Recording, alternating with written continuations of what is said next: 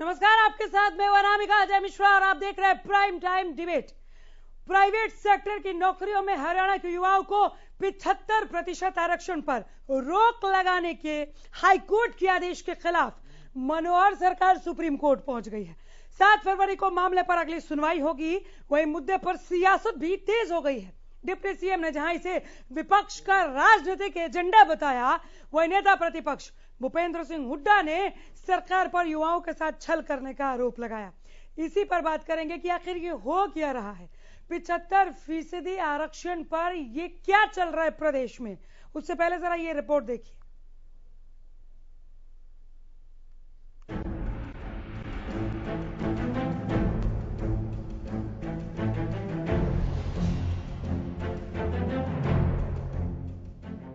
हरियाणा में private sector की नौकरियों में 75% स्थानीय लोगों के आरक्षण पर हाईकोर्ट की स्टे के बाद हरियाणा सरकार एक्शन मोड में है। सरकार ने हाईकोर्ट के फैसले को महज 24 घंटे के भीतर सुप्रीम कोर्ट में चुनौती दी। केंद्र सरकार के सॉलिसिटर जनरल तुषार मेहता ने सुप्रीम कोर्ट में याचिका दायर की, जिस पर प्रधान न्यायाधीश NV रमन, न्यायमूर्ति AS बोपन्ना और न्यायमूर्ति हिमा कोहली की एक पीठ ने सुनवाई की और उच्च न्यायालय के आदेश को अपने रिकॉर्ड में रखने की हरियाणा की अपील पर 7 फरवरी को सुनवाई के लिए सूचीबद्ध करने को वो तैयार हो गई। सुप्रीम कोर्ट में तुषार मेहता ने कहा, मैं उच्च न्यायालय के सामने पेश हुआ था, इसलिए मैं कह सकता हूं कि मुझे मेरी बात रखने के लिए 90 सेकंड देने के बाद अदालत ने कानून पर रोक लगा दी। हमने एक विशेष अनुमति याचिका तैयार की और ये दायर की गई। मैं और बहुत कुछ कहना चाहता हूँ। कृपया आदेश को रिकॉर्ड में रखते हुए इसे सोमवार के लिए सूचीबद्ध करें। इसके बाद सुप्रीम कोर्ट ने 7 फरवरी को मामले की सुनवाई करने पर सहमति दे दी। बता दें कि गुरुवार को पंजाब हरियाणा हाईकोर्ट ने फरीदाबाद इंडस्ट्रियल एसोसिएशन की एक याचिका पर सुनवाई करते हुए कानून पर रोक लगा दी थी। कानून पर स्टे को लेकर सियासत तेज हो गई है। डिप्टी सीएम ने इसे विपक्षी नेताओं का राजनीतिक एजेंडा बताया। उन्होंने कहा कि प्राइवेट सेक्टर में आरक्षण को जुमला बताने वालों के चेहरे जल्द ही बेनकाब होंगे। उन्होंने प्रदेश में इंडस्ट्री के संगठनों से बातचीत करने की भी बात कही। 75% रिजर्वेशन और लोकल कैंडिडेट्स को जुमला बोलते हैं। उनकी सोच स्पष्ट है कि वो हरियाणा के युवाओं के हाथ में रोजगार देखना नहीं चाहते। और ये भी सामने में लाकर दूंगा कि इन एसोसिएशनों के पीछे किन किन पॉलिटिकल लोगों का मास्टरमाइंड रहा है, जो हरियाणा के युवाओं को उनके अधिकार ना मिले इसके लिए अड़चन बनेगी। मैं तो ये चीज बोल सकता हूँ कि हमारी सरकार का दृढ़ निश्चय है कि हम हरियाणा के युवाओं को 75% रिजर्वेशन नौकरियों में दिलवाने का काम करें।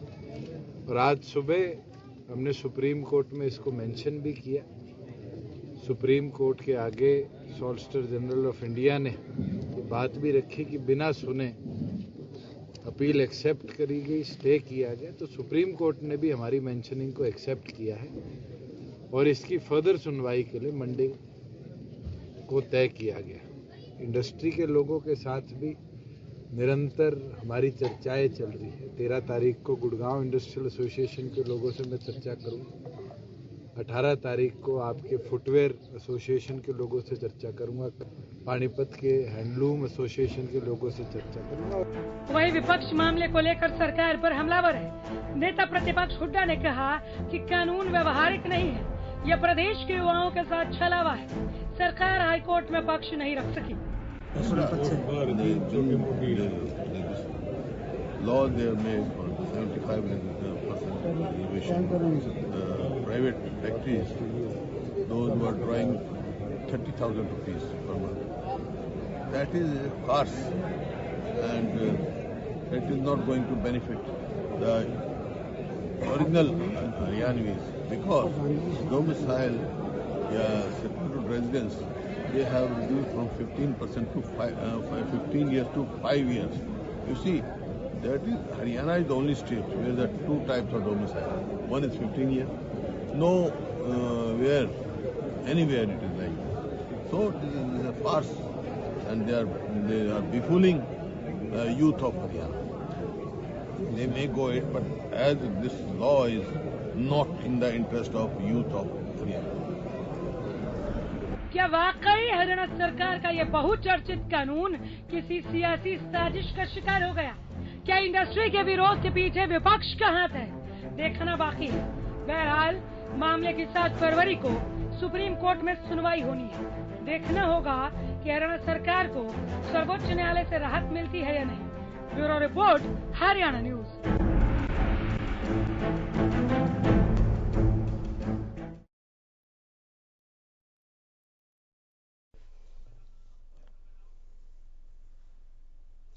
तो निजी क्षेत्र में नौकरियों में आरक्षण का मामला हाईकोर्ट के स्टे के खिलाफ सुप्रीम कोर्ट तक पहुंच गया है। सुप्रीम सुनवाई 7 तारीख को होनी है, 7 फरवरी को होनी है। सुप्रीम फैसला क्या होगा वो बाद की बात है। उस पर प्रदेश के युवाओं की खासकर निगाहें टिकी हुई हैं, जिनको ये आस बंधी थी कि 30,000 की कैपिंग के साथ ही सही, लेकिन कम से कम 75% रिजर्वेशन फॉर लोकल की बात कही गई और उसे लागू किया गया। तो क्या रहता है सुप्रीम सुनवाई में, युवाओं का उस पर फोकस है, उस पर नजर टिकाए इस वक्त हरियाणा प्रदेश बैठा हुआ है कि 7 तारीख को क्या होगा। लेकिन दूसरी तरफ इस सिक्के का एक दूसरा पहलू भी है। वहां हो रही है जमकर सियासत। प्रदेश के सियासी गलियारे में आजकल 75% आरक्षण का मुद्दा बहुत गर्म है। गर्मा गर्म बातें, गर्मा गर्म प्रतिक्रियाएं और तीखी नोकझोंक भी देखने और सुनने को मिल रही हैं। सरकार कह रही है यह विपक्ष का एजेंडा है। विपक्ष ने जानबूझकर इसे एक पॉलिटिकल एजेंडा बना दिया है और इस मामले को वो भुनाना चाह रही है। कोर्ट तक मामला गया भी विपक्ष की वजह से, इस तरह के आरोप भी लग रहे हैं। विपक्ष इस वक्त पूरे फॉर्म में नजर आ रहा है दूसरी ओर, जिसका यह कहना है कि ये होना ही था, क्योंकि आपने अब कल का बयान याद कर लीजिए कुमारी शैलजा का, या अभी इस रिपोर्ट में आप भूपेंद्र सिंह हुड्डा साहब को सुन रहे थे, आप किरण चौधरी को सुन चुके हैं, आप दीपेंद्र हुड्डा को सुन चुके हैं। जितने बड़े चेहरे हैं प्रदेश में विपक्ष के, उन सभी ने यह कहा है कि यह स्वाभाविक था, मामला अदालत तक जाना ही था, क्योंकि सरकार ने इस पर सही नीयत से काम नहीं किया था। सरकार की नीयत में खोट का आरोप लगाया है विपक्ष ने। विपक्ष का कहना है कि अदालत में भी सरकार मजबूती से इस पक्ष को नहीं रख पाई और बात बड़ी बड़ी करती है। वंदना पोपली हमारे साथ बीजेपी प्रवक्ता जुड़ गई हैं। वंदना जी नमस्कार, बहुत स्वागत है। Thank you. वंदना जी, अब सुप्रीम सुनवाई का इंतजार है प्रदेश के युवाओं को, लेकिन विपक्ष के सवालों का क्या जवाब है आपके पास कि आप लोग जानबूझकर अदालत में ठीक तरह से पैरवी नहीं कर रहे ताकि ये युवाओं को 75% का लाभ मिले? नामिका जी, मैं कल से जितने भी स्टेटमेंट्स हैं वो भी सुन रही हूँ और सोशल मीडिया में किस तरह से प्रसन्नता दिखाई दे रही है जी, विपक्षी दल जो है वो किस तरह से प्रसन्न दिखाई दे रहे हैं वो भी मैं देख रही हूँ। बार बार कह रहे हैं कि छलावा है, भटकाने के लिए किया गया है। अगर छलावा होता, भटकाने के लिए किया गया होता तो ये कानून ही क्यों आता? अब जब कानून आ गया है तो पीछे कहीं ना कहीं जो साजिश की जा रही है इसको रोकने के लिए, तो उसमें हम कहीं पर भी रुकने वाले नहीं है। मुझे याद है कल भी हमारे नेताओं ने ये कहा था कि अगर स्टे लग गया तो इसका मतलब ये नहीं है निरस्त हो गया है। पहले भी ऐसे बहुत सारे कानून हैं जो बनाए गए तो उसके बाद उन पर स्टे लगा था, उसके बाद हम सुप्रीम कोर्ट में गए और फैसला हमारे हक में आया। पढ़ी लिखी पंचायतों का एग्जाम्पल हमारे सामने है कि उसमें भी स्टे लगा था, लेकिन वो कहीं ना कहीं जो उसका डिसीजन है हमारे फेवर में आया था। तो ये यहाँ पर इस समय शोर जरूर मचा सकते हैं, लेकिन आपने एक बात और बहुत अच्छी कही कि पूरे हरियाणा के युवा जो है वो टकटकी लगाए बैठे हैं, वो इंतजार कर रहे हैं, वो आस में है कि उनके साथ क्या होगा।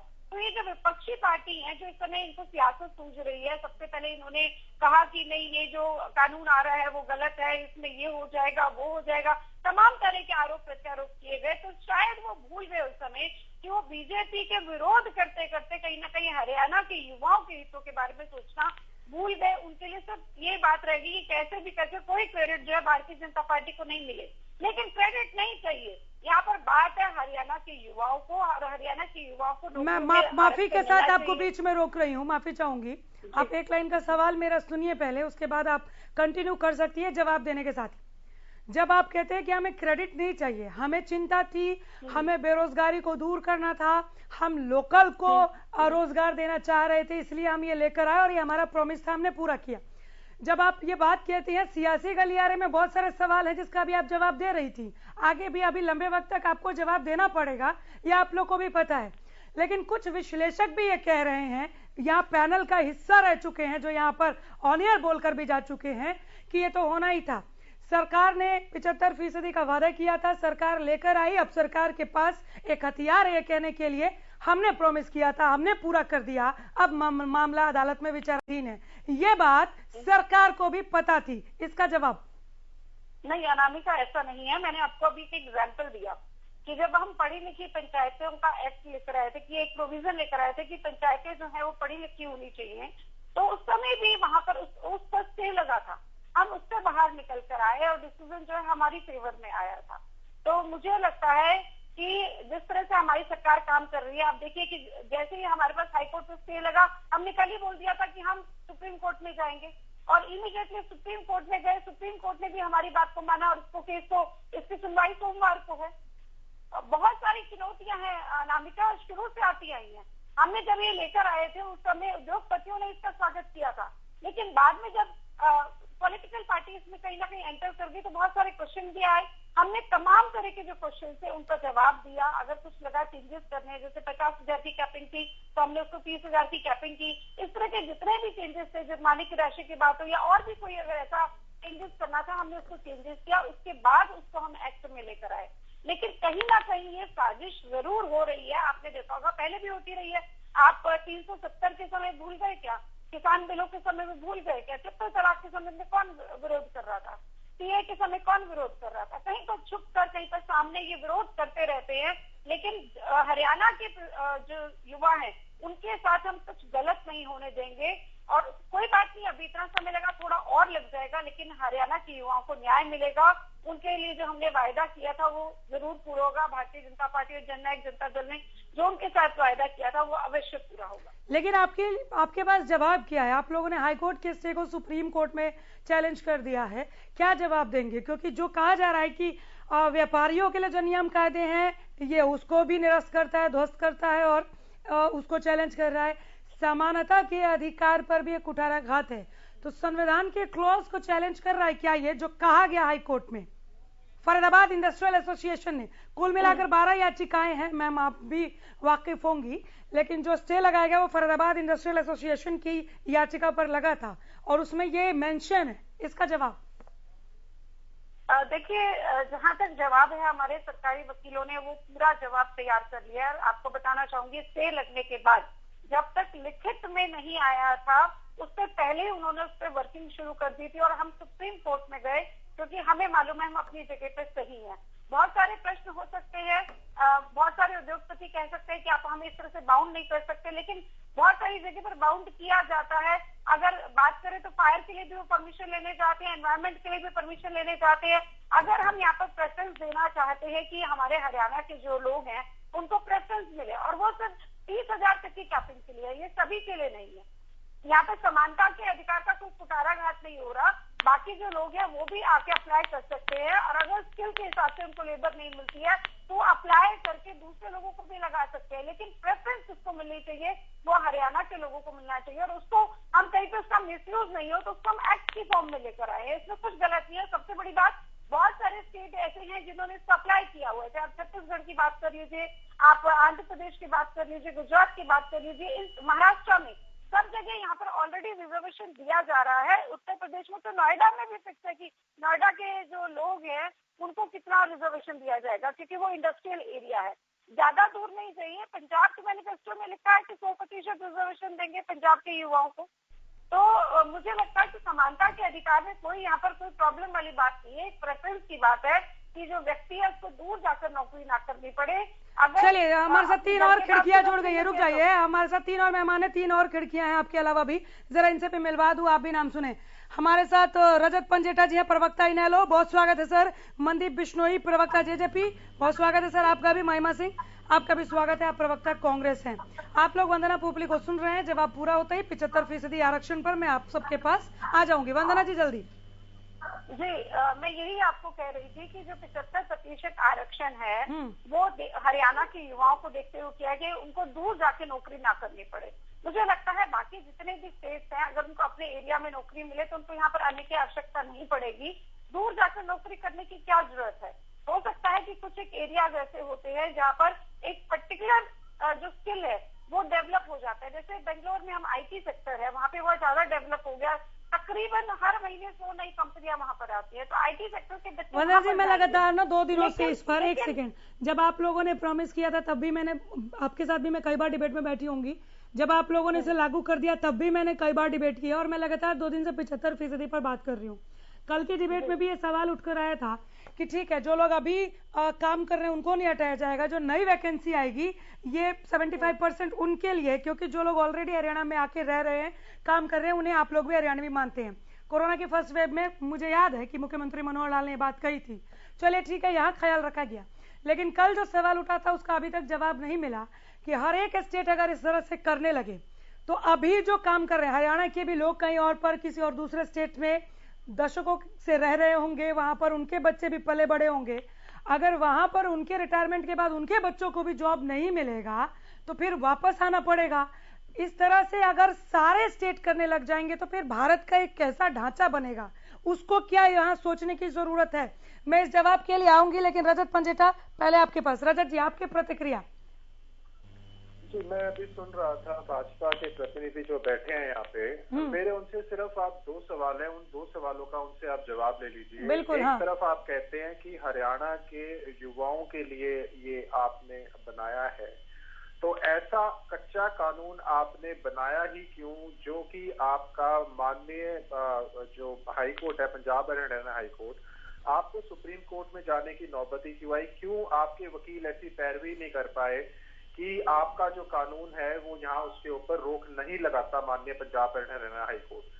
दूसरा, आपका अगर सोमवार की तारीख लगी है माननीय उच्च न्यायालय, सर्वोच्च न्यायालय में, माननीय सुप्रीम कोर्ट में, तो अगर आपका 2 दिन बाद उसकी तारीख है, हेयरिंग है, तो तब भी अगर स्टे विकेट नहीं होता तो क्या आप अपनी गलती मान लेंगे?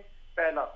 दूसरा, आप ये बताइए कि अगर आप हरियाणा के युवाओं को ही प्राथमिकता देना चाहते हैं तो डोमिसाइल की जो 15 वर्ष को घटा के आपने 5 वर्ष क्यों किया? क्योंकि वो अदर स्टेट्स के भी अगर आके यहाँ पे मैं इसमें नहीं कह रहा, लेकिन अदर स्टेट्स के आके आप उनको प्रेफरेंस दे रहे हो एक तरीके से। आप हरियाणा के जो युवाओं के साथ है जो वो विश्वासघात कर रहे हो, जो पहले से हताश, निराश, बेरोजगारी की वजह से और भ्रष्टाचार टैक्सों की वजह से हार मान चुका है, आप उसकी तरफ ध्यान नहीं दे रहे। दूसरा, अभी मैडम ने ये कहा कि अगर हरियाणा के युवाओं के एक विंडो खोल दी इन्होंने कि हरियाणा के युवाओं को कैसे बाईपास करके कैसे इन्होंने धोखा दिया कि एप्लीकेशन डीसी को लगा के आप बाहर की स्टेट्स को, एक तरफ तो आप हरियाणा कर रहे हो, एक तरफ आप सुप्रीम कोर्ट जाने की बात कर रहे हो, एक तरफ आप बैठे यहाँ ज्ञान पेल रहे हो, और दूसरी तरफ आपने खुद अपने कानून में एक चोर दरवाजा खोल दिया जिसके थ्रू आप एक एप्लीकेशन लगवा के बाहर की स्टेट्स को के बच्चों को भी आप कह रहे हो कि यहाँ उनको लगा दीजिए। डोमिसाइल को चोर दरवाजा, ठीक है। मनदीप बिश्नोई, जवाब दे दीजिए।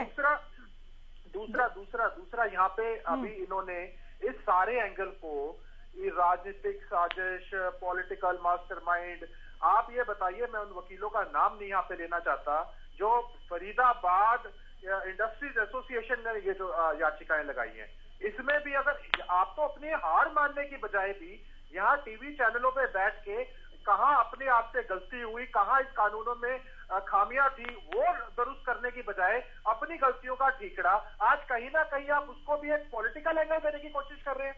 ये कानून जो आपका रोक लगी है माननीय हाई कोर्ट ने लगाई है, तो यानी आप सीधा माननीय हाई कोर्ट के ऊपर बोल रहे हैं कि वहां जो है पॉलिटिकल इंटरफेरेंस है। ये देखिए, ये बहुत ही गलत तरीके। मनदीप बिश्नोई, जवाब दीजिए। जवाब लेने दीजिए सर, जवाब लेने दीजिए। मनदीप जी, जवाब। सरकार से पहले से ये बता दूं कि माननीय उप मुख्यमंत्री दुष्यंत चौटाला जी का रोजगार मेरा अधिकार अभियान चलाया उन्होंने, उससे प्रदेश के युवा उनके साथ जोश, बिल्कुल जोश जज्बे के साथ उनके साथ जुड़े और आज भी उनके साथ मजबूत खड़े हैं। दुष्यंत चौटाला जी ने आज भी जर्जर के अंदर ये बात कही कि हरियाणा के युवाओं को न संकित न दोहराने की आवश्यकता है, उन्हें रोजगार मिलेगा और ये कानून निश्चित तौर पर लागू होगा। और जो अभी हमारे आईएनएलडी के प्रवक्ता बता रहे थे कि जिस प्रकार से सुप्रीम कोर्ट में सरकार गई है, अरे मेरे भाई, जो न्यायिक व्यवस्था है वो लोअर कोर्ट से लेकर के हाई कोर्ट और सुप्रीम कोर्ट इसीलिए बनी है कि अगर किसी कहीं कोई ना कोई किंतु परंतु है तो वो वहां पर ठीक हो जाएगा।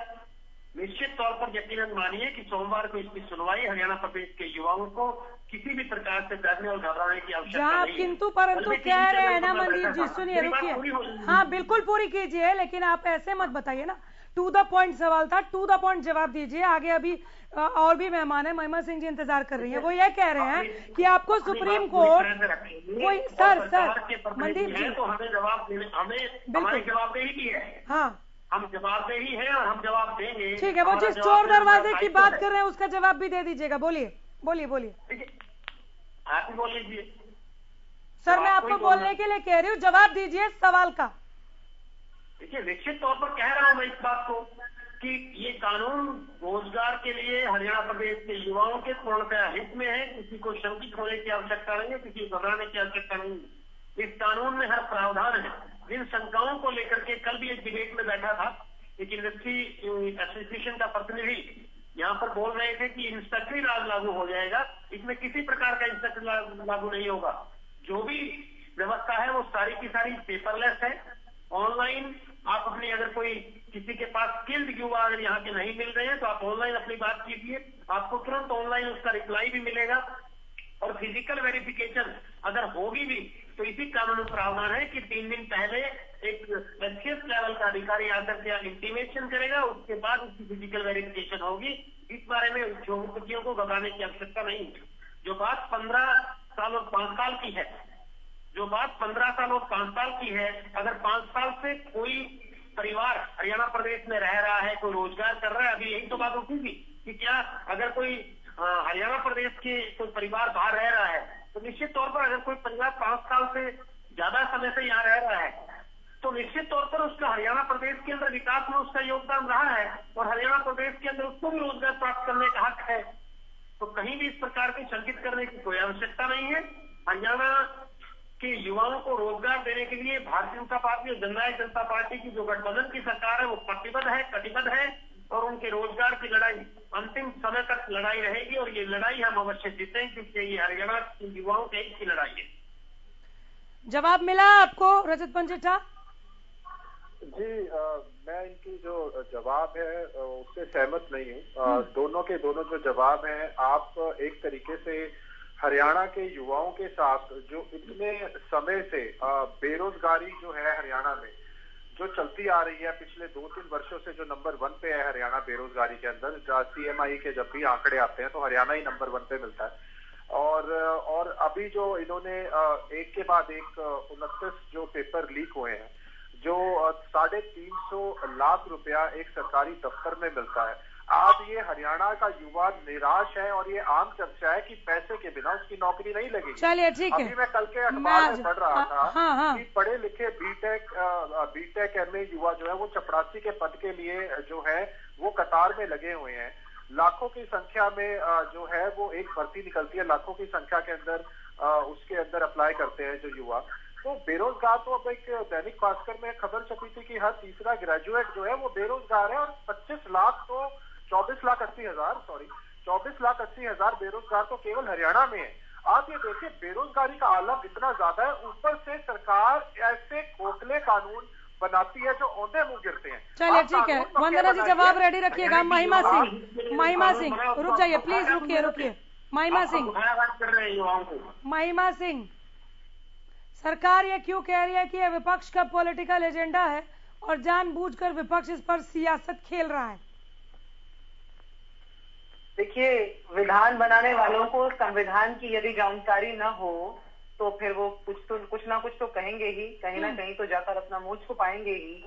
आज सवाल इस बात का है, आज दुष्यंत चौटाला कह रहे हैं कि हम जाकर सभी संगठनों से बात करेंगे। आज वो एक के बाद एक जो बैठक तय कर रहे हैं अगले कुछ दिनों में कि कल हम इस संगठन से मिलेंगे, परसों उस संगठन से मिलेंगे। ये जो चर्चाएं हैं, ये जो संवाद हैं, जैसा कि विधान बनाने का तरीका है, ये कानून बनाने से पहले यदि कर लिए जाते और इन संगठनों को कॉन्फिडेंस में ले लिया जाता तो आज ये कानून औंधे मुंह न गिरता संविधान के बिंदुओं के ऊपर। आज यदि सवाल है तो ये सवाल है कि जो सरकार इतने तकियानूसी तरीके से और इतने दोहरे तरीके से ये दिखाने की कोशिश कर रही है कि हमारे प्रयास हरियाणा के युवा की ओर हैं और ये कह रही है कि हरियाणा का युवा हमारी ओर टकटकी लगाकर देख रहा है, ये सही बात है, बिल्कुल सही बात है, क्योंकि हरियाणा के युवा को हताशा के सिवाय इस सरकार ने कुछ नहीं दिया है। हरियाणा का बिल्कुल मैम, महिमा सिंह की बारी बाद में ये सुन लीजिए, मैं आप ही के पास आऊँ। आ रही वंदना जी, पहले बात पूरी होने दीजिए। इस बात से इत्तेफाक रखा था और मैं पिछले 26 मिनट से बिल्कुल धैर्य से सबकी बात सुन रही हूँ। कम से कम 2 मिनट मेरी ये बोलिए, सब शांत है, बोलिए। आ रही वंदना जी, बस 1 मिनट रुक जाओ यार। एक सेकंड हस्तक्षेप हुआ है, हस्तक्षेप के ऊपर बोलना जरूरी है, हस्तक्षेप ना हो, हस्तक्षेप ना हो। महिमा सिंह 1 सेकंड, महिमा जी रुकिए, प्लीज रुकिए। एक लाइन का काउंटर क्वेश्चन हो सकता है, ऐसा नहीं है, आप ही को वक्त मिलेगा, आप सुन लीजिए जरा, एक लाइन में खत्म कीजिएगा वंदना जी। मैंने सिर्फ इतना कहा। नहीं, महिमा सिंह रुक जाइए प्लीज। महिमा जी रुकिए। भाजपा की प्रवक्ता करेंगी। नहीं महिमा जी 1 सेकंड। नहीं, आप, मैं बैठी हूँ यहाँ पर संचालन करने के लिए, ऐसा नहीं है, आप दोनों एक साथ नहीं बोल सकती, रुक जाइए वंदना जी। हस्तक्षेप में नहीं, ये हस्तक्षेप नहीं है मैम, ये हस्तक्षेप नहीं है। आप बिल्कुल बोलिए, किसी और को, मैडम आप बोलिए, महिमा जी आप बोलिए, बिल्कुल बोलिए, लेकिन ऐसा नहीं है कि कोई काउंटर नहीं करेगा एक दूसरे को, ऐसा नहीं है। वंदना जी जल्दी अपनी लाइन कंप्लीट कीजिए। वंदना जी लाइन कंप्लीट करें। वंदना जी लाइन कंप्लीट कीजिए। क्यों मैडम? महिमा सिंह क्यों? महिमा जी क्यों? इसलिए क्योंकि मैंने आपको नहीं, तो मैं बताऊंगी। महिमा जी यदि आप इस तरह चर्चा करना चाहती हैं, मैडम ये मेरी डिबेट है, आप रुक जाइए, पहले 1 सेकंड सुनिए मुझे। महिमा जी आप रुकिए, मेरी बात सुनिए मैम, रिक्वेस्ट है मैडम, मेरी बात सुनिए, मैं रिक्वेस्ट करूँ, मेरी बात सुनिए। इतनी देर में ना आप वंदना जी को सुन के अपनी बात पूरी कर चुकी होती। आप बहुत बुद्धिजीवी हैं, अच्छी वक्ता है, अच्छी श्रोता भी बनी है मैम, ऐसी बात नहीं है। बात सही और गलत की है। हाँ, मैं तय करूंगी मैडम, ये मैं तय करूंगी कि आप एक लाइन वो बोल सकती हैं, नहीं बोल सकती। बिल्कुल, यदि नहीं मैं ही तय करूंगी मैम, एक लाइन वो बोल सकती हैं। अभी तक वो जवाब नहीं देती है मैम, ऐसे तमतमा रही हैं आप तो ऐसे नाराज हो रही हैं, आप बेवजह नाराज हो रही हैं। 5 मिनट आपने बीजेपी को हेल्प कर दिया, 5 मिनट आपने बीजेपी को हेल्प कर दिया जवाब न देने के लिए। चलिए बोलिए, ठीक है, आपने बीजेपी को हेल्प किया, बोलिए, आप बोलिए, ठीक है। वंदना जी आप अपनी बारी में बोल लीजिएगा, ठीक है, बोलिए। 5 मिनट जाया हो गया, बोलिए। मैं भाजपा की प्रवक्ता की विषय बारी में हस्तक्षेप कर सकती थी हर पंक्ति की। मैडम संचालन मेरे हाथ में रहने दीजिए, आप टॉपिक पे आइए। कोई बात नहीं, आप टॉपिक पे आइए। यदि संचालन का सवाल होगा तो उस पर भी बात करनी होगी अनामिका जी, विषय पर भी बात करेंगे और प्रवक्ता आप विषय पर आइए, आप विषय पर आइए। मैं आ रही हूँ विषय पर। अनामिका जी मैं विषय पर आऊंगी, लेकिन यदि उसके अलावा कोई बात हो रही है तो उस पर टिप्पणी करने का भी मेरा अधिकार है। नहीं, विषय पर ही बात हो रही है और मेरे चारों मेहमानों को इंक्लूडिंग यू बोलने का हक है, बोलिए। बिल्कुल है और 26 मिनट जो प्रवक्ता है, मुझे लगता है आपको विषय पर आ जाना चाहिए, स्तर के अंदर हस्तक्षेप नहीं होना चाहिए। आ जाइए मैम, विषय पर आ जाइए। विषय पर बिल्कुल विषय पर ही वापस आ रही हूँ अनामिका जी, आ जाइए। आप देखिए, ऐसा है, हरियाणा का युवा पिछले 7 वर्षों से सरकारी नौकरियों का, जिसका उससे बार बार वायदा किया गया था, हरियाणा का युवा उसका भी इंतजार कर रहा है। हरियाणा का युवा आज ये सरकार से सवाल पूछ रहा है कि आप हाईकोर्ट के अंदर जब लड़ाई नहीं लड़ पाए, हाईकोर्ट के अंदर स्टे लग गया, स्टे लगने का मतलब ही क्या है? स्टे लगने का मतलब ये है कि हाईकोर्ट के अंदर जितनी सुनवाई हुई उसके अंदर हाईकोर्ट को स्टे लगाने के बिंदु मिले। और क्योंकि एक वकील भी हूं इसलिए बाकायदा ये बात जानती हूं कि कोर्ट स्टे बिना किसी रीजनेबल कारण के नहीं लगाता। कोई ठोस कारण हो तभी उसके ऊपर कोर्ट स्टे लगाती है। तो कोर्ट ने स्टे लगाया, लगभग 1 दर्जन संगठनों ने, औद्योगिक संगठनों ने सवाल उठाया। ये बात अपने आप में ये दर्शाती है कि सरकार ने खोखली नीयत से इस प्रावधान को लाए, इस कानून को बनाया। अनिल नागर का विषय अभी भारत का युवा, हरियाणा का युवा भूला नहीं है। अभी अनिल नागर का केस पेंडिंग है, HSSC के अंदर प्रोसीडिंग पेंडिंग है। आज एचटेक की कितनी वैकेंसियां इस प्रदेश के अंदर पेंडिंग हैं, कितनी रिक्त स्थान हैं आज एचटेक के कैंडिडेट्स के, और कितने एचटेक के कैंडिडेट खाली बैठे हुए हैं, इन सवालों के ऊपर, इन सभी सवालों के ऊपर दृष्टि डालनी होगी। ये बात कहने से पहले कि हरियाणा का युवा सरकार की ओर इस 75% वाले कानून को लेकर के टकटकी लगा के बैठा है, हरियाणा का युवा टकटकी लगा के बैठा है सरकारी नौकरियों की तरफ। हरियाणा का और देश का युवा ये देख रहा है कि ये भाजपा की सरकार किस तरह बरगलाने का काम कर रही है, और वो ये भी देख रहा है कि जो सरकारी संस्थान है उन्हें बेचने का काम, निजी पार्टीज को, प्राइवेट पार्टीज को बेचने का काम जो भाजपा सरकार कर रही है, वही भाजपा सरकार ये ढकोसला कर रही है कि हम प्राइवेट सेक्टर के अंदर आपको भर्तियां देंगे, जबकि हम आपके लिए सरकारी नौकरियां क्रिएट नहीं कर सकते। तो इसलिए इस सरकार का दोहरा चेहरा आज न सिर्फ प्रदेश के युवा के सामने है, बल्कि प्रदेश की पूरी जनता के सामने है, और इसे बेनकाब होते देर नहीं लगेगी। वंदना जी जवाब दीजिए। सब कुछ सामने हो जाएगा। वंदना जी जवाब। महिमा जी की बात पूरी हो गई। अनामिका जी, मैंने जिस बात पे इनको टोका था, ये कह रही थी कि भाजपा की प्रवक्ता कह रही है कि पूरा हरियाणा का जो युवा है वो भाजपा की तरफ रोजगार के लिए टकटकी लगा के दिख रहा है। तो आपने मेरी स्टेटमेंट को गलत बोला था, इसलिए मैंने आपको बीच में टोका कि आप चलते डिबेट में मेरी स्टेटमेंट को आप गलत बोल रहे हैं। अनामिका ने इस बात को कहा कि पूरा जो हरियाणा का युवा है इसकी तरफ देख रहा है कि टकटकी लगा करके इसका क्या होगा, और मैंने उसी बात को रिपीट किया था। लेकिन आप चलती डिबेट में झूठ बोल रहे हैं, तो हम उम्मीद लगा सकते हैं कि आप कितना झूठ बोलेंगे। अब जब मैंने आपको टोका कि आप इस स्टेटमेंट को करेक्ट करिए, तो आपने बोला कि शायद मुझे बीच में इंटरफेयर करे, तो आपको इंटरफेयर करने का मेरा कोई मूड नहीं था। आप जितने मर्जी आरोप लगाने लगाइए, मैं आपकी हर एक बात का जवाब दूंगी।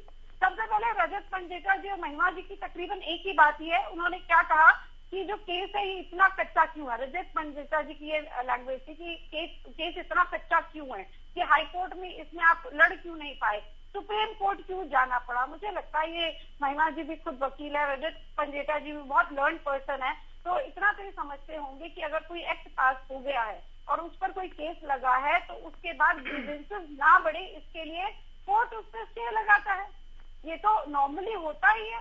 और उसके बाद अगर वहां पे स्टे लग गया है, तो उसके बाद हम सुप्रीम कोर्ट में गए स्टे के खिलाफ। और मैं आपको पहले ही बता रही हूँ कि पढ़ी लिखी पंचायतों के समय भी ऐसा हुआ था, लेकिन रिजल्ट जो है हमारे हक में आया था।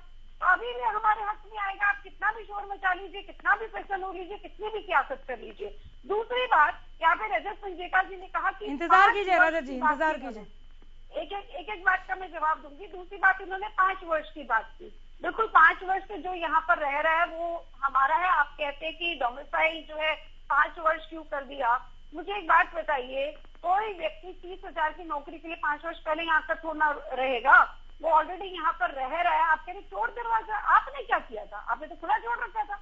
हम कम से कम कह तो रहे कि 5 साल से अगर कोई रह रहा है तो वो डोमिसाइल बन रहा है, यहाँ पे नौकरी करे। आपने तो पूरा खुला दरबार छोड़ रखा था, कोई भी आगे करे नौकरी करे, हरियाणा के युवा को बाहर जाना पड़ेगा। अब अपनी सरकार भूल गए क्या किया था आपने अपने समय में। यहाँ पे कांग्रेस की प्रवक्ता भी बैठी है और एनएलडी के प्रवक्ता भी बैठे हैं। आपने तो खुला दरबार छोड़ रखा था। हमें खिड़की की बात कह रहे हैं। अगर 5 साल कोई व्यक्ति आकर यहाँ पे प्रोडक्शन में कंट्रीब्यूशन करता है तो उसमें प्रॉब्लम क्या है? अगर लगा कि इसमें भी ऑब्जेक्शन है तो आगे समय बढ़ाने की जरूरत होगी तो समय भी बढ़ा देंगे। आप हर एक चीज में ऐसे ऑब्जेक्शन नहीं कर सकते हैं। आपने अपने समय में क्या किया था वो ना भूलिए। तीसरी बात, आपने यहाँ पर कहा कि नई बातें की जा रही है। क्या कह रहे हैं कि सुप्रीम कोर्ट में पॉलिटिकल इंटरफेरेंस। रजत पंजेटा जी ने कहा कि यहाँ पर झूठ बोला जा रहा है कि सुप्रीम कोर्ट पे आरोप लगा रहे हैं कि पॉलिटिकल इंटरफेरेंस। दुष्यंत चौटाला जी ने बहुत क्लियरली कहा था ये जो याचिकाएं लगा रहे हैं उनके पीछे कौन लोग हैं वो जानना जरूरी है, क्योंकि हमने पूरी चर्चा की थी उद्योगपतियों के साथ। उन्होंने कहा कि ईंट भट्टों को इनसे बाहर कर दीजिए, हमने बाहर कर दिया। उन्होंने कहा कंस्ट्रक्शन एक्टिविटीज को बाहर कर दीजिए, हमने बाहर कर दिया। सबसे पहले उन्होंने वेलकम किया था। उन्होंने कहा 30,000 की कैपिंग लगा दीजिए, हमने वो कर दिया। तो पहले चर्चा हो चुकी थी उनसे सब कुछ, लेकिन फिर भी उसके बाद अगर ये इस तरह की याचिकाएं लगाई जाती हैं तो कहीं ना कहीं संशय जरूर होता है कि हरियाणा के युवा के भविष्य को कौन खराब करना चाहता है, जिसका खुद का राजनीतिक भविष्य खत्म हो चुका है। उनको मालूम है हम कभी पावर में पाएंगे, तो एक तरीका निकाला गया कि इसी तरह जो हरियाणा के युवाओं को रोक सके, इसलिए ये सब किया जा रहा है। जी अनामिका। रजत जी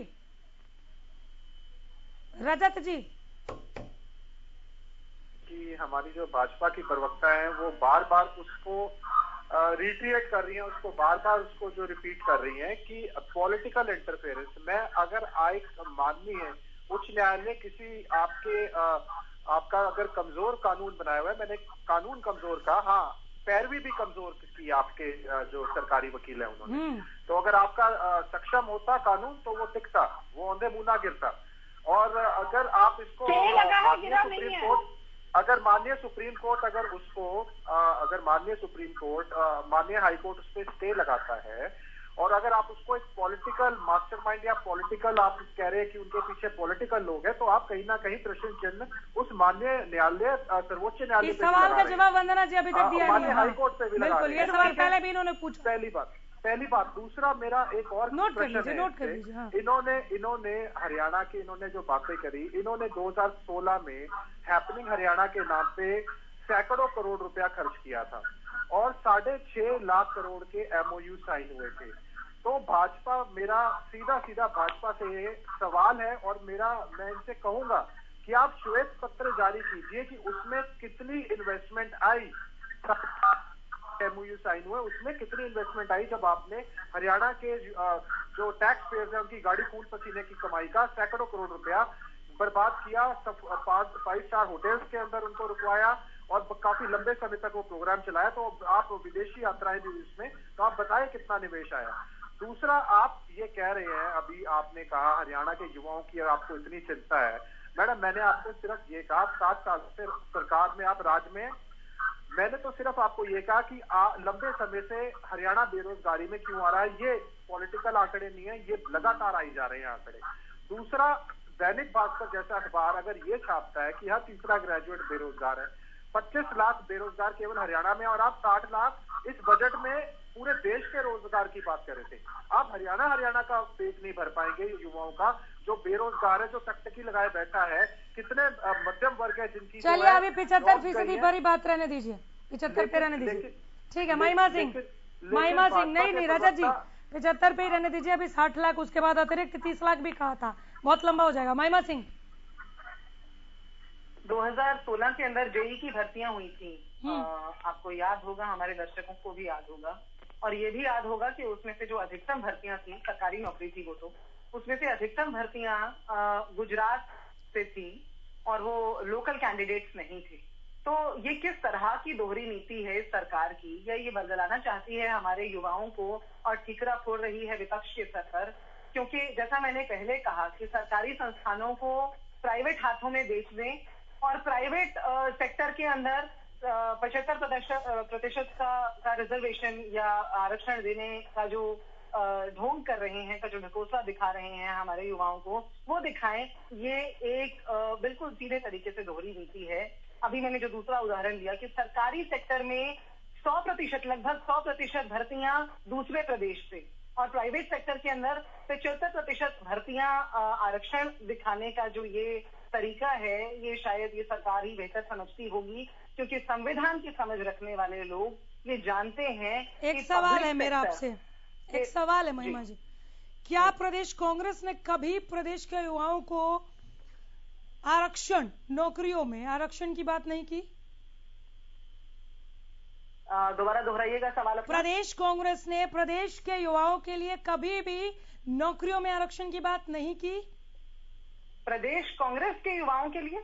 प्रदेश कांग्रेस ने, मैडम तीसरी बार पूछ रही हूँ मैं, कांग्रेस ने, क्या आप लोगों ने हरियाणा में, हरियाणा के युवाओं के लिए, आपने प्रदेश कांग्रेस कहा, प्रदेश कांग्रेस किस कैपेसिटी में आप जिसे के सोच रही है उसे मैंने ने कहा, 2 बार पूछा, कहे तो तीसरी बार पूछूं। क्या प्रदेश कांग्रेस, मैं आपसे सवाल करती हूँ, क्या प्रदेश कांग्रेस लेजिस्लेशन करने के लिए या विधान करने के लिए या जब आपकी सरकार थी, महिमा जी आप घुमाइए मत मैडम आप घुमाइए मत, महिमा जी घुमाइए मत, आप घुमाइए मत। सवाल ये था, क्या जब आप लोग सरकार में थे, यानी प्रदेश कांग्रेस ने, आपके नेताओं ने, जब आप लोगों के हाथ में था, मैं यहाँ पर जो पूछ रही हूँ मैडम उसका जवाब दीजिए, घुमाइए मत। कांग्रेस तो मेरा संगठन है ना अनामिका जी, मैं नहीं घुमा रही आपका सवाल, इसलिए मैंने तो आप मनोहर सरकार कह के, मैडम ऐसे तो आप भी मनोहर सरकार कह के सवाल नहीं पूछ रही है, आप भी बीजेपी की अकेले बीजेपी की सरकार है क्या? नहीं तो अकेले बीजेपी की सरकार है क्या? महिमा जी, आप सवाल का जवाब नहीं देने के लिए बहुत अच्छे से खेल रही हैं, पर इस सवाल का जवाब वंदना पोपली जी, महिमा Singh please Pradesh Congress please. हाँ तो प्रदेश कांग्रेस की madam madam madam madam madam grammar ठीक करने नहीं, जवाब देने आई हैं आप जवाब दीजिए।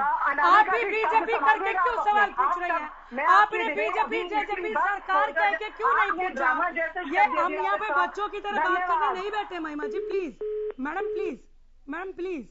वंदना जी, क्या प्रदेश कांग्रेस में जो नेता बैठे हैं इन्होंने अपनी सरकार में कभी ये बात नहीं कही? जब आप 75% आरक्षण लेकर आने की तैयारी में थे और लेकर आए, लागू किया, तब इन चीजों का जिक्र नहीं हुआ था क्या? तो हुड्डा साहब कहा करते थे कि वो 90% आरक्षण के फेवर में है, उनके स्टेटमेंट भी है। हाँ। और पंजाब में अगर आपने देखा हो तो पंजाब में केंद्र सरकार ने अपने घोषणा पत्र में लिखा है कि हम 100% रिजर्वेशन देना चाहते हैं।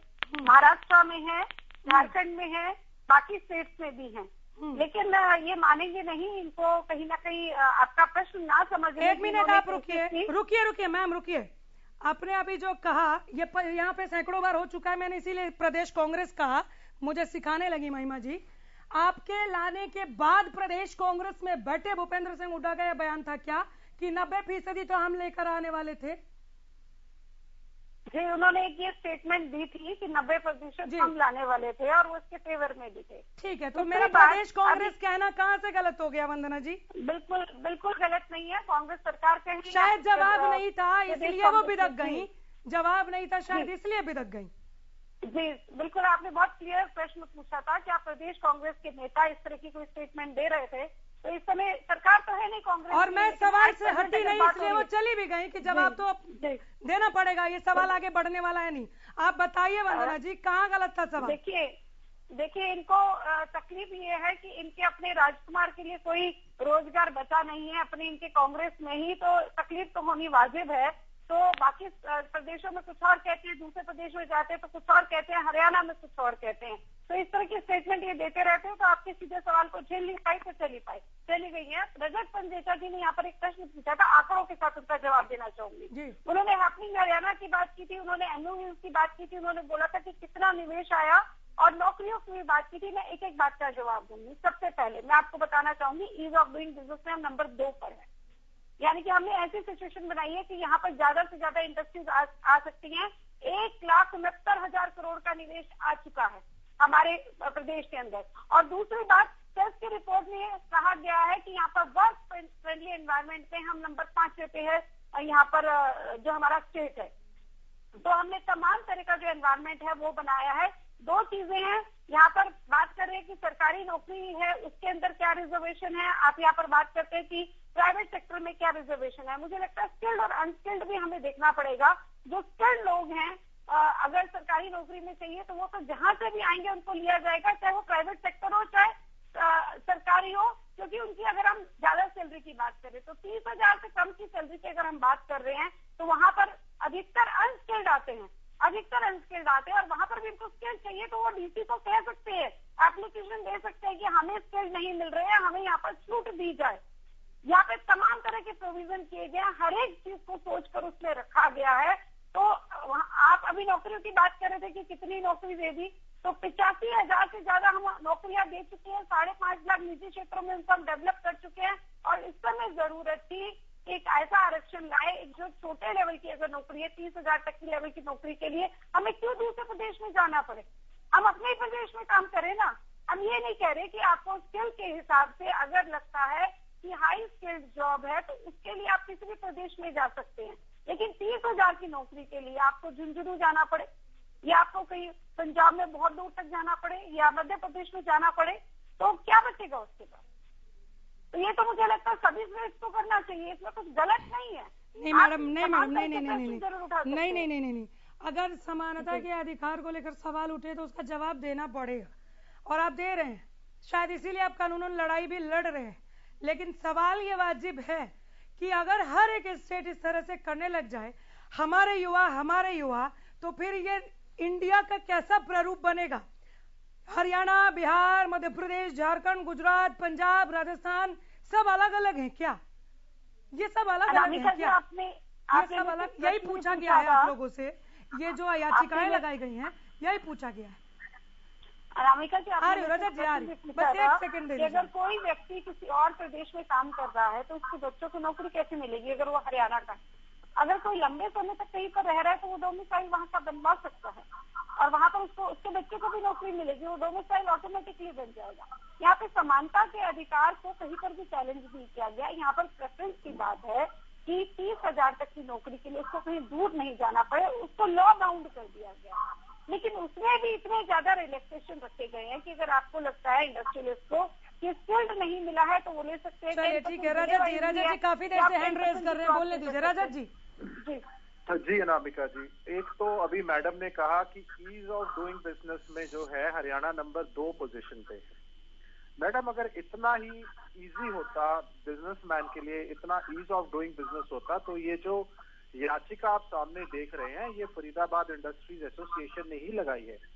दूसरा, अभी थोड़े दिन पहले मैं पंजाब केसरी शायद 26 जनवरी डेट भी मैडम को कोट कर देता हूँ, उसमें खबर छपी कि 100 से भी अधिक उद्योग आपके ईज ऑफ डूइंग बिजनेस के कारण राजस्थान शिफ्ट होने की कगार पर हैं। दूसरा मैडम, और चैनल के माध्यम से भी मैं आपको, भाजपा को और जजपा को एक चीज बहुत क्लियर करना चाहता हूँ कि हम 75% नहीं, हम तो ये चाहते हैं कि आप ऐसी नीतियां बनाएं कि 100 के 100% हरियाणा के युवाओं को ही हरियाणा में नौकरी मिले। नीतियां ऐसे बनाइए, कानून ऐसे बनाइए। पहले तो आप अपने दिमाग से ये निकाल दीजिए कि कहीं ना कहीं हरियाणा के युवाओं के साथ भीतरघात ना हो, ऐसे कानून ना बनाए जाए जो सिर्फ राजनीतिक रूप से रोटियां सेकने के लिए बनाए गए हो। ऐसे सक्षम कानून बनाइए कि 75%, 90% नहीं, 100 के 100% आपका जो निवेश है, जो आपकी जॉब्स है, वो हरियाणा में ही रहे, निवेश और बढ़े, हरियाणा दोबारा से नंबर 1 आए, ना कि बेरोजगारी में नंबर 1 आए। दूसरा, अभी मैडम को मैं बताना चाहूंगा कि हरियाणा के मुख्यमंत्री ने चीफ फीडबैक ऑफिसर लगाए थे, उसमें एक भी हरियाणा का नहीं था। लेकिन हाँ, 5 साल हो जाएंगे सरकार को, वो डोमिसाइल बनके वो हरियाणा के नागरिक हो जाएंगे। अरे मैं इसीलिए बार बार बोलता हूँ कि उसको डोमिसाइल को 15 साल रहने दो, ताकि आप अपने बैकडोर एंट्री से बाहर के प्रदेशों के लोग या सरकारी जो खून पसीने की कमाई है हरियाणा की जनता की, जिसकी आप उनको पेमेंट कर रहे हो, उनको मंथली पैसे दे रहे हो, तो हरियाणा का जो है ना राजस्व है उससे पैसा ना जाए ऐसे लोगों को। दूसरा, अभी मैं आपको एक उदाहरण देता हूँ, झज्जर का एक गांव है लोहारी, वहां की प्राइवेट कंपनी ने हरियाणा के सारे लोगों को नौकरी से बाहर निकाल दिया। तो मैडम आप कानून सक्षम बनाइए, आप अपनी खामियां देखिए, इसमें विपक्ष का कोई रोल नहीं है। ये माननीय सर्वोच्च न्यायालय और माननीय उच्च न्यायालय का ने रोक लगाई है इस पे।